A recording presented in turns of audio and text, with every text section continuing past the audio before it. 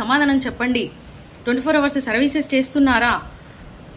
మర్యాదగా మీరు డ్యూటీలో జాయిన్ అవ్వండి, లేకపోతే టర్మినేట్ చేస్తాను, మీ బదులు ఏఎన్ఎం గారితో వర్క్ చేయించుకుంటాను, 500 కోట్లు మిగిలిపోతాయి అనేసి అనడం, అలా మాట్లాడడం మాకు చాలా ఆందోళనకు గురి చేస్తుంది. మాకు చాలా ఆవేదనగా ఉంది సార్.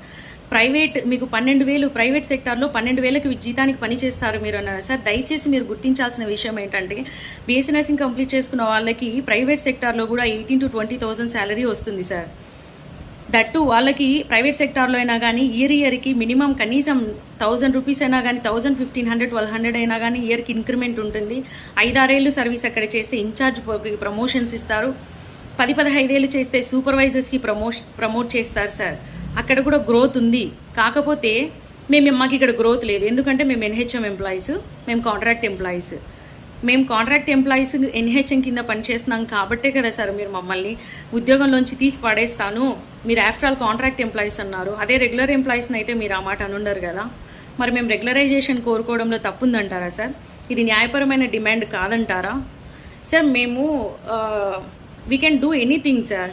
టెక్నికల్గా వర్క్ చేయగలుగుతాము, ప్రాక్టికల్గా వర్క్ చేయగలుగుతాము, థియరటికల్గా వర్క్ చేయగలుగుతాము, ఏదైనా కానీ చేయగలుగుతాం sir. We are capable for that.